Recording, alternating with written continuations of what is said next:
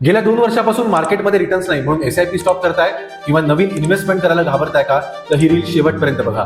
2016 ते 2020 या 4 वर्षाच्या पिरियडमध्ये मिड कॅप आणि स्मॉल कॅपचे रिटर्न्स एफडी पेक्षा कमी होते. जर तुम्ही 2016 मध्ये मंथली 10,000ची एसआयपी एका स्मॉल कॅप फंड मध्ये चालू केली असती आणि 2020 जानेवारी पर्यंत थांबला असता तर इन्व्हेस्टेड अमाउंट होती 4,80,000 आणि झाले होते 5,11,000. सीएजीआर होता फक्त 3%चा. नंतर आला कोविड, मार्केट 40% क्रॅश झालं, इन्व्हेस्टेड अमाउंट होती 5,10,000, झाले होते 3,71,000. 15%चा लॉस होता. आणि मेजॉरिटी पब्लिक इथेच मिस्टेक करतात. एसआयपी बंद करतात, पोर्टफोलिओ रिडीम करतात, नवीन इन्व्हेस्टमेंट करत नाही.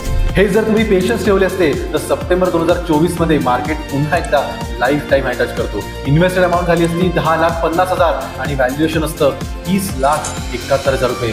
बॉस, लेसन सिंपल आहे. शॉर्ट टर्म मध्ये मार्केट कन्फ्यूज करतो पण लॉंग टर्म मध्ये वेल्थ क्रिएट करतो. आणि खरी वेल्थ मार्केट अप असताना नाही, डाऊन असताना बनते.